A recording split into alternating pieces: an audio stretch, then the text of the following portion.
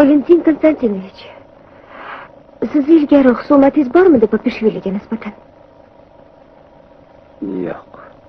Mimino bu ko'pchilik tomonidan sevib tomosha qilinadigan sovet komediya janriga oid kino hisoblanadi. Nimaga aynan biz sizlarga buni taqdim etamiz? Chunki bu filmda yuristlar tomonidan tahlil etiladigan bir sahna bor. Mimino filmini ko'rgan bo'lsangiz, Mimino bir erkakning uyiga boradi va uni uradi va qandilini sindiradi. Va bundan keyin u qamoqxonaga tushadi. Qamoqxonada unga bir yosh advokat qizni berishadi. Yosh advokat qiz bilan Miminoning suhbati bo'lib o'tadi. Yosh advokat qiz Miminodan so'raydi: "Narigi insondan qasdingiz bormidi?" deydi. Mimino yo'q deydi. Lekin bu kinoni ko'rganlar yaxshi biladiki, Miminoni albatta qasdi bo'lgan, chunki boyagi erkak Miminoning singlisini aldab, u bilan nikohsiz birga yashab, uni aldab tashlab ketib, farzandli qilib tashlab ketadi. Mimino shunda qasdi bo'lganligi uchun narigi insonga zarar yetkazadi. Biroq gruzillarda or-nomus juda baland hisoblanadi va Mimino buni yosh advokat qizga aytgisi kelmaydi. Sud jarayonida buni aytmaydi. O'sha suhbatda qiz tushuntiradi.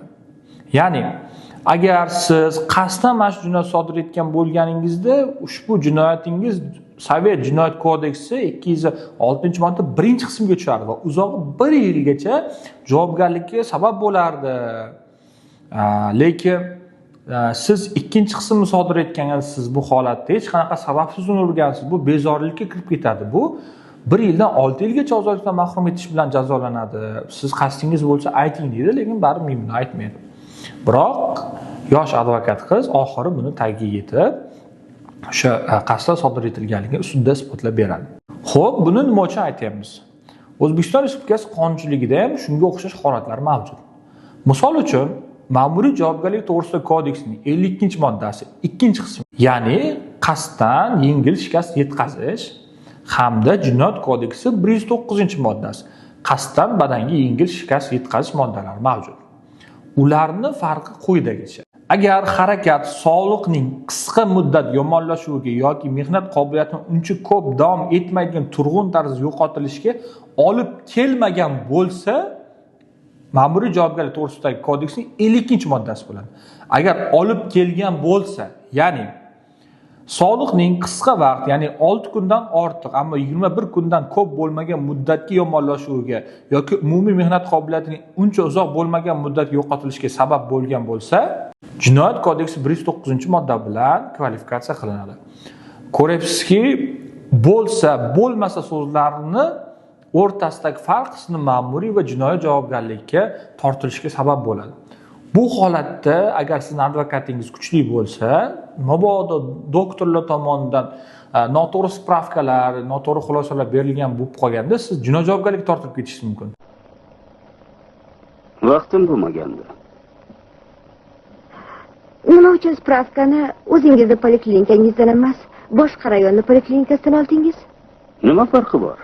Biroq advokatingiz o'z ishiga puxta, zukko bo'ladigan bo'lsa, siz shu holatda olib chiqib ketib qolishi mumkin.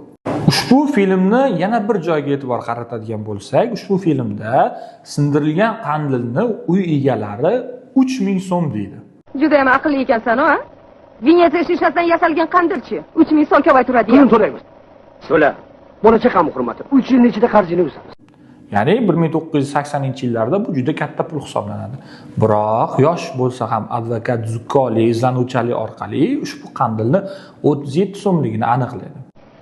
Yana bitta spravka. Sindirilgan qandilning bahosiga kelsak, qo'limda ekspertlarning xulosasi bor. Jabrlanuvchining gapiga qaraganda u Venetsiya shishasidan ishlangan emish. Aslini olganda, qandil Voronejdagi Klara Tsepkin nomidagi artelda ishlab chiqarilgan bo'lib, chakana bahosi 37 so'm 46 tiyin. Va bu orqali Miminoni holatini ancha yengillashtiradi. Chunki 3000 so'm qayerda-yu, 37 so'm qayerda? Hozirgi hisob-kitobda oladigan bo'lsak, menimcha 30 million bilan 370 ming, 500 ming so'm oralig'ida. O'zbekiston Respublikasi qonunchiligida ham oz, ancha, ko'p va juda ko'p miqdor tushunchalar mavjud. Agar siz yetkazgan zarar ancha miqdor bo'lib turib, lekin u ko'p miqdor sifatida ko'rsatilsa, sizning javobgarlik masalangiz og'irroq bo'lishi mumkin. Bu holatda sizni advokatingiz agar puxta bo'ladigan bo'lsa, o'shani ko'p emas, anchaligini isbotlab beradi. Mana shu ancha va ko'p miqdorini almashib qolishi ham sizni hayotingizga katta ta'sir qilishi mumkin. Umuman olganda, Mimino filmidan 3 ta xulosa chiqarishimiz mumkin. Birinchi xulosa, ya'ni siz sodir etadigan jinoyatda sizni qasddan sodir etganligingiz, ehtiyotsizlik orqali sodir etganingiz, sodir etgan joyingiz, ya'ni jamoat joyimi yoki bezorilik orqali sodir etilyaptimi, bu juda katta ahamiyat kasb etadi. Ikkinchi xulosa esa zarar va uni to'g'ri baholash, ya'ni sizning zararingizni to'g'ri tarzda ko'rsatilishi sizning foydangizga, aksincha bo'ladigan bo'lsa zararingiz bo'ladi. Va eng asosiy uchinchi xulosa bu advokatning holatdagi o'rni. Agar sizning advokatingiz o'sha Mimino filmidek kuchli, o'z ishiga puxta, zukko bo'ladigan bo'lsa, sizning holatingizni ancha yengillashtirib yuboradi. Nima bo'ldi? Sindirilgan narsalarni to'lab beradi hamda 50 so'm jarima to'laydi. Va bu sizning holatingizni yanada yaxshilaydi. Mimino filmida bu iqtibos ko'p keltiriladi. Ya'ni Tbilisida krallar yaxshi ishlaydi.